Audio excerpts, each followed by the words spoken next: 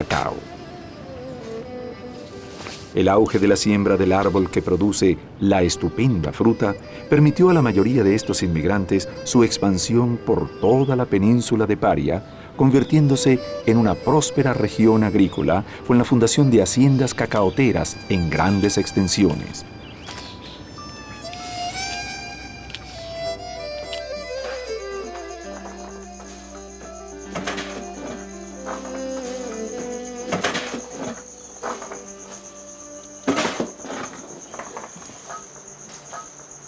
La Casa Prosperi se funda bajo el nombre de Prosperi Hermanos en 1882 y se dedica a la exportación, a la importación de productos agrícolas, especialmente cacao, que era el producto por excelencia de exportación de la zona de Paria y uno de los principales productos de exportación de Venezuela. Así comienza la familia pues, en el negocio de cacao y poco a poco van desarrollándose en ampliar la gama de productos que tenían, ayudado, por supuesto, y apoyándose en las otras casas comerciales, porque al fin y al cabo competían, pero se ayudaban.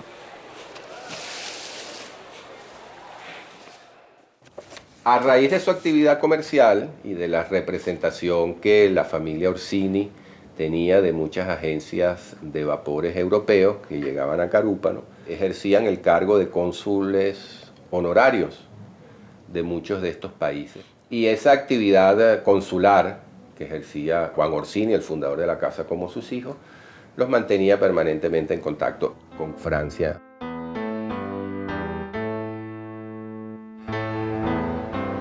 En sus correrías hacia América, los viajeros corsos encontraron en Marsella el principal punto de partida de los navíos transatlánticos hacia las tierras remotas de un mundo promisorio. Marsella, la segunda ciudad de Francia, es puerto continental abierto a todas las rutas y a todas las culturas. Grand port, pour quelle raison? Parce que c'est un port mondial. Traditionnellement, il commerçait surtout en Méditerranée et surtout avec le Levant.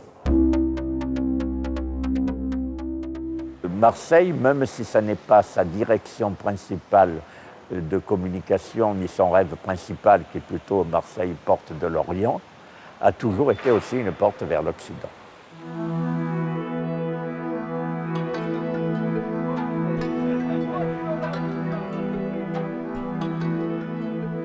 Et en effet, le 19e siècle a été pour Marseille, peut-être pas par les quantités, mais en tout cas par la diversité et l'ampleur du commerce maritime, notamment, le grand siècle marseillais.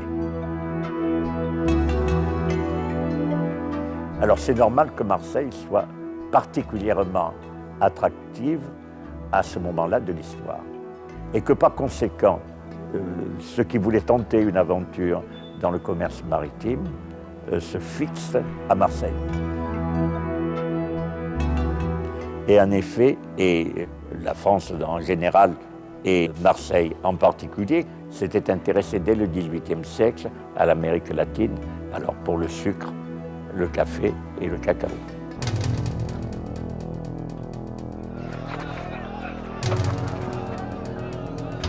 Con la excepción de Cuba y Puerto Rico, la influencia colonial del Imperio Español culminó en América con la instauración de las repúblicas independientes de España en los albores del siglo XIX.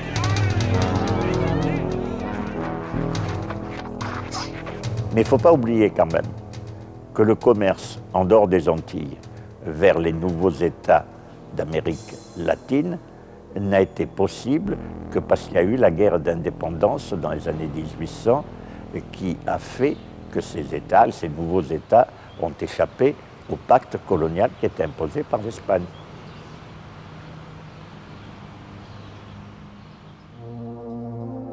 En 1843, en Venezuela se establece el primer convenio diplomático con Francia, con la firma del Tratado de Amistad, Navegación y Comercio. El tratado dio un impulso vigoroso al intercambio preexistente entre ambas naciones.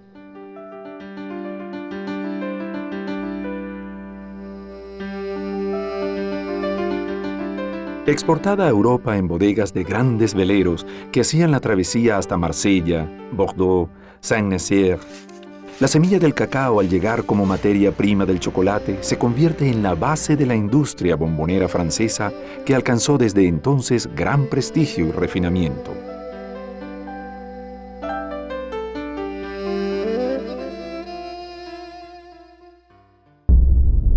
La dureza de las guerras del siglo XIX, las enfermedades tropicales, el desconocimiento del idioma y todas las dificultades que el corso encontró en este territorio tan distante de su isla dejada atrás, no quebraron su voluntad ancestral de resistencia. Y los corsos lograron con su tesón permanecer aquí, en tierras caribeñas. Pero América estaba inmersa en guerras incesantes que daban poco espacio a la paz. Los peones de las haciendas en crecimiento se iban tras el primer caudillo a caballo que los convidaba a la contienda, con la ilusión de una vida mejor. Lo que pasa es que el siglo XIX en Venezuela, las guerras hacen que el venezolano, el criollo, el que ya tenía tierras, las abandone cada cierto tiempo. El venezolano prefería irse a la guerra y dejaba la cosecha paralizada, y los corsos, por supuesto, que lo que querían era comerciar, se desesperaban. Al final, pues, la cosecha terminaba en manos de los corsos, pero la tierra también.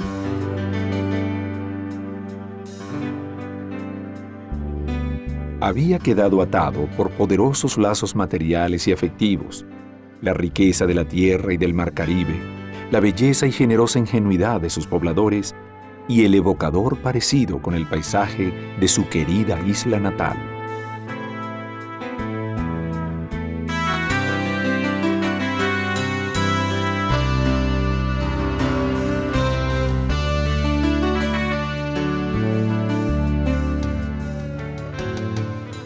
Guzmán Blanco fue presidente de Venezuela a raíz de la Guerra Federal, donde él venció. Pero al fin y al cabo, el punto que nos trae es que Guzmán Blanco promulgó una ley de inmigración buscando traer culturas nuevas, educación nueva, ideas nuevas a una Venezuela que estaba bastante destruida y acabada.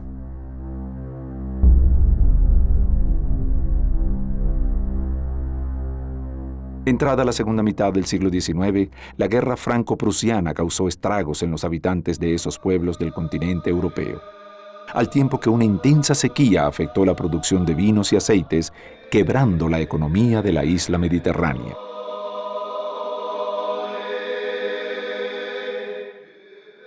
Muchos corsos fueron a la guerra franco-prusiana y bueno, entre esos corsos que lucharon en la guerra estuvo mi bisabuelo Quirico Prosperi, que obtuvo la medalla de honor de la Legión de Honor allá en Francia. Él regresó con su medalla y es cuando él se encuentra con una castanicha que no era la misma que él había dejado, pues producto de la guerra, y decide tomar la decisión de, bueno, ¿para dónde voy?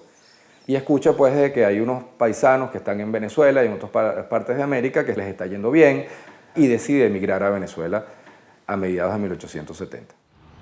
La segunda gran oleada de inmigración corsa se produce aproximadamente entre 1870 y 1900, donde también tuvimos que ver con la recuperación de la producción agrícola venezolana después de la Guerra Federal. Allí jugó un papel fundamental la inmigración corsa que se estableció en las diferentes regiones del país.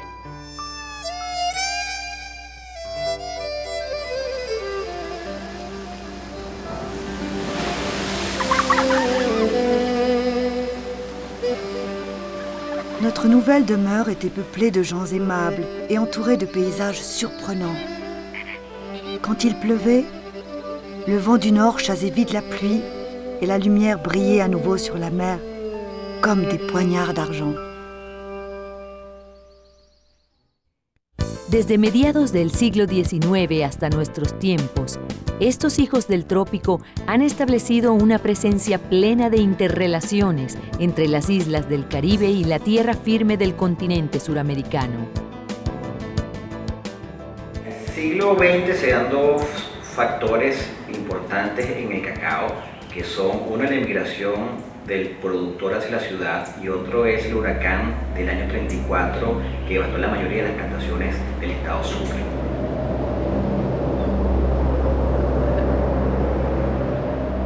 la familia en ese momento ya centraliza la operación. Antes las exportaciones iban dirigidas principalmente o salían de los centros de producción. Por lo menos el cacao de Sucre salía por el puerto de Carúpano, el cacao de Barlovento salía por el puerto de La Guaira, el cacao que se producía en el sur del lago, en Maracaibo, salía por el puerto de Maracaibo. En el siglo XX las empresas se centralizan principalmente en Caracas y desde Caracas empiezan a manejar todas las variedades de cacao que se producen en Venezuela y ya controlan la calidad personalmente, donde las empresas empiezan a crecer en volúmenes y en calidad.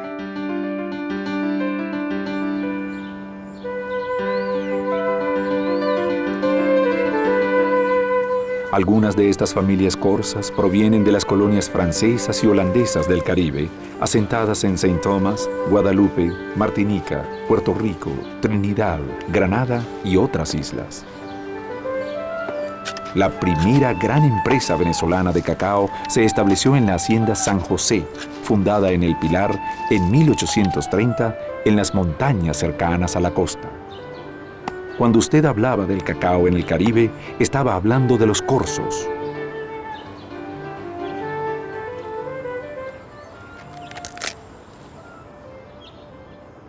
Son muy buenos todos, como me decía un amigo español, son muy buenos, distintos, nada más.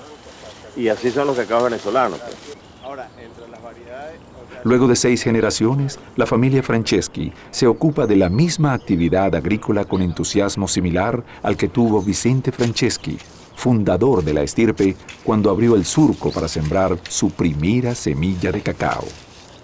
Aquí recolectamos de las distintas zonas del país, lo llevamos al centro de beneficio de procesamiento que estaba al otro lado de la hacienda, y ahí le hacemos todo el proceso de fermentación o post cosecha que llamábamos, y exportamos en contenedores 20 o 40 pies, que son 2,5 o 25 toneladas, generalmente a Europa, Japón, que son nuestros mercados más importantes.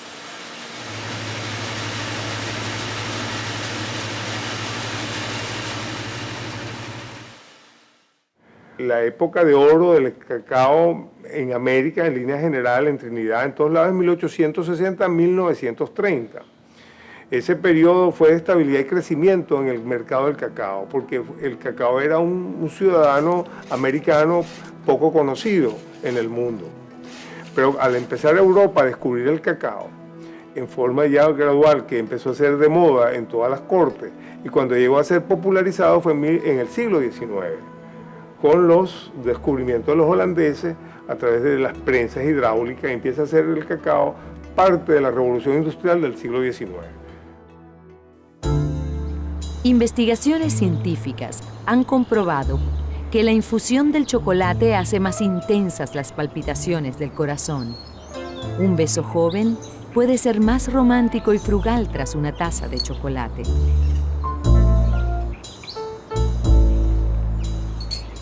El cacao de estas tierras húmedas y calientes ha ganado el certificado de extra fino y se ha ubicado entre los mejores del planeta.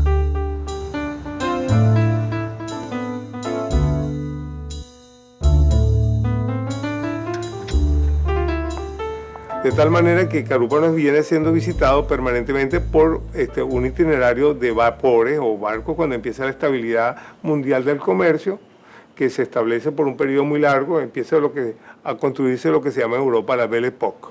Y muchas familias, al haber construido sus fortunas en cacao, fueron a disfrutar de la Belle Époque en París.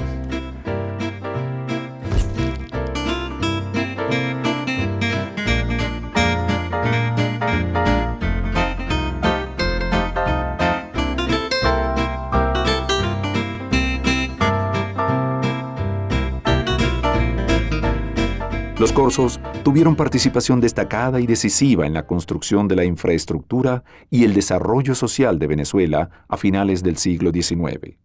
A ello se debe la inauguración en Paria del acueducto de la zona, el funicular de Carúpano a El Pilar, la construcción del tranvía, el cable telegráfico submarino que estableció la primera comunicación alámbrica con el mundo europeo.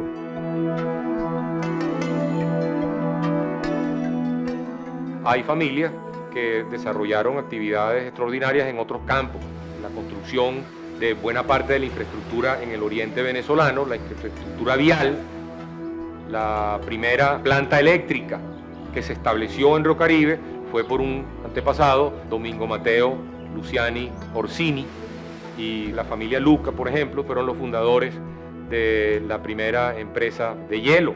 Por ejemplo, la familia Santelli fue el fundador del ron Carúpano, y la familia Paravicini fueron fundadores del ron de Ciudad Bolívar. Toda esta evolución que empieza a finales del siglo XIX, termina el siglo XX y empieza el siglo XXI, y los corzos todavía siguen influyendo de alguna forma dentro de lo que es la economía, la infraestructura de Venezuela, y la representación más grande y más bonita que tenemos ya a finales del siglo XX y principios del siglo XXI es don Oscar Benedetti. También estuvieron promoviendo por mucho tiempo la compañía de ferrocarriles. Este título accionario pues da cuenta de la inversión que hacían en la construcción de este ferrocarril, que por cierto nunca llegó a iniciarse.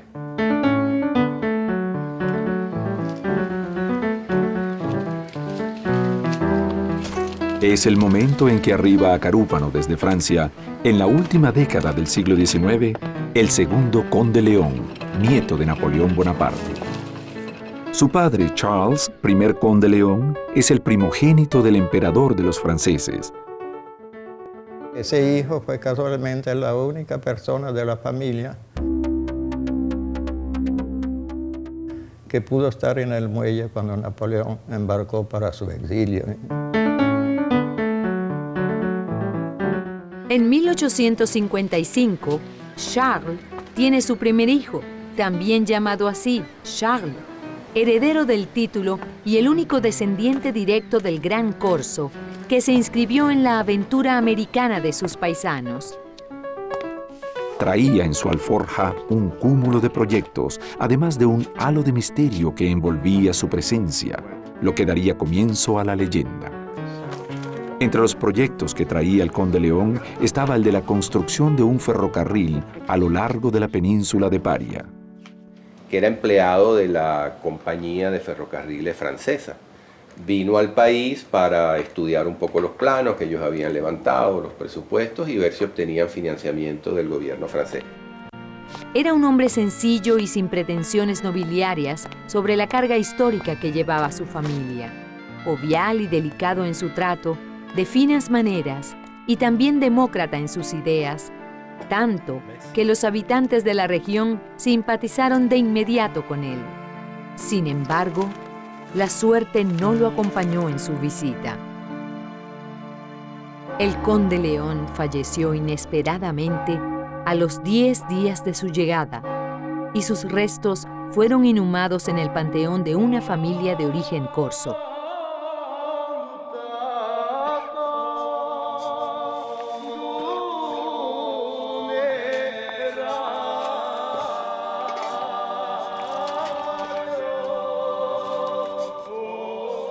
Dicen en Carúpano que en el momento de su muerte dijo sus últimas palabras a los amigos y al cura, y a ellos hizo entrega de una alforja con un reloj de oro, 2 sortijas, papeles de negocios, y en un pequeño cofre de madera pulida les confió otras escasas pertenencias.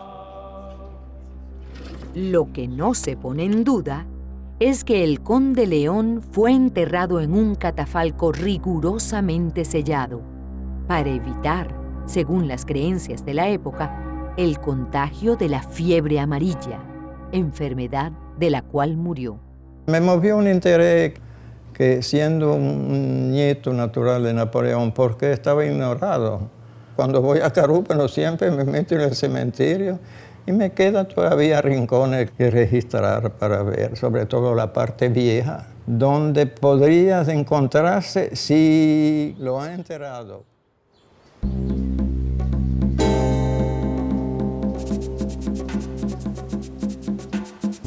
Otro fenómeno crucial en los negocios fue la exportación del café, llegado a Guayana en el siglo XVIII. Una riqueza que reemplazó paso a paso al cacao como primer producto de exportación de Venezuela. La nueva riqueza originaria de Abisinia tomó en América su carta de nacionalidad y reclamó su espacio en las veladas europeas, compitiendo favorablemente con el aromático chocolate, también americano. Y los empresarios corsos no quedaron fuera de esa nueva fiebre agroindustrial. Los corsos llegaron a esta zona de Caripe a través del mar y atravesaron 40 kilómetros de montaña. Y encontraron a Caripe un pueblo pues floreciente, ya con un convento que estaba allí. Y se quedaron en Caripe.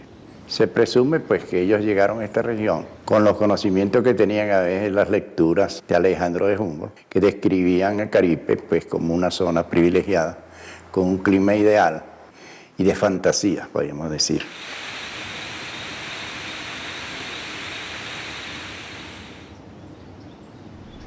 La caña de azúcar y el café, ambos de origen foráneo, acapararon su atención. Frutos propios de este clima ecuatorial, industrializados exitosamente por estos inmigrantes. Sin embargo, es de destacar que la actividad cafetalera, aun cuando tenía un mercado internacional, sus precios fluctuaban mucho y eso ocasionaba contratiempos económicos. Y sin embargo, con todos esos inconvenientes, siguieron manteniéndose dentro del rubro café.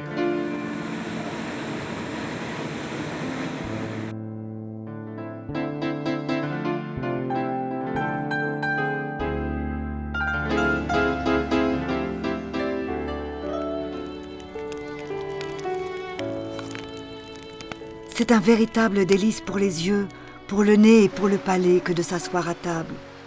Les ananas juteux, les goyaves et les papayes mûres, les melons, les fruits les plus merveilleux de la terre. Son tantas y deliciosas que en 1898, con motivo de las ferias mundiales, un barco lleno de frutas tropicales navegó por el Atlántico. Fue la primera feria ambulante que partió de Venezuela para exponer el suculento tesoro.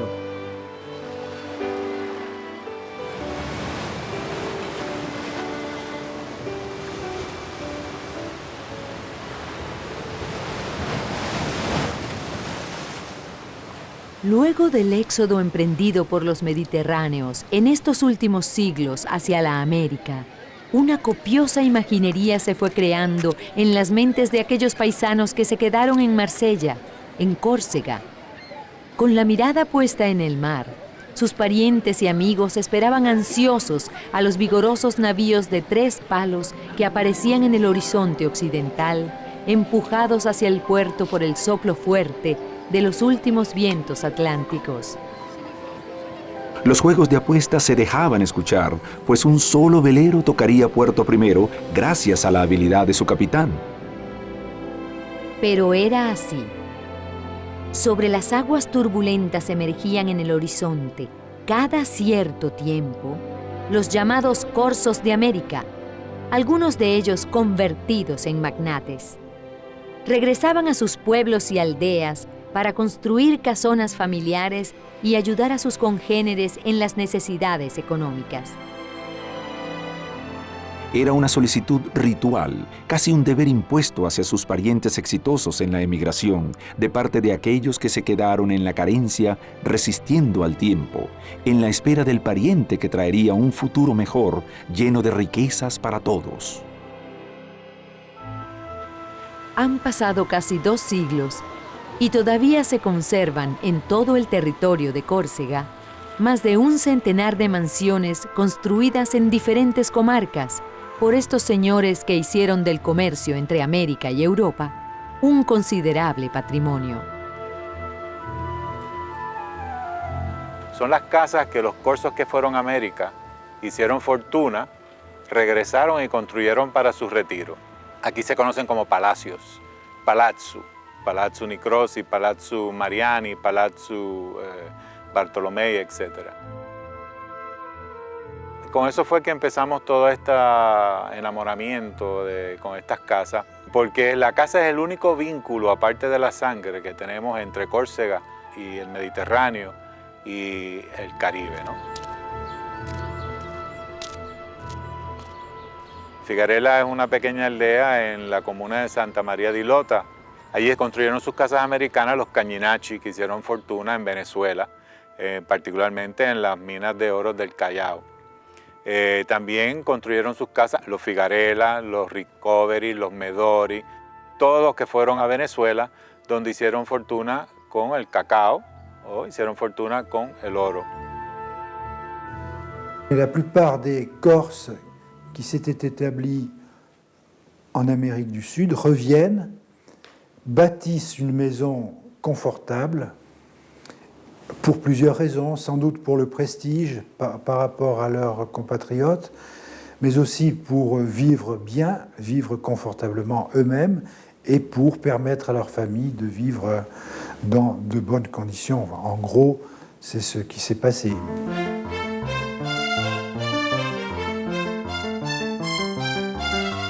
Il y a aussi des étudiants portoricains qui viennent en mission, en rapport avec l'Université de Corse, étudier régulièrement l'architecture des maisons, ce qu'on appelle ici les maisons des Américains. La alta cultura que se contemplaba en Córcega durante el periodo del siglo XIX era la cultura toscana. Sabemos que la Córcega perteneció a la Toscana por mucho tiempo, ¿no? Así que la Córcega perteneció particularmente a Génova, aproximadamente unos 800 años. Y esa cultura era la que se contraponía a los franceses. Los que venían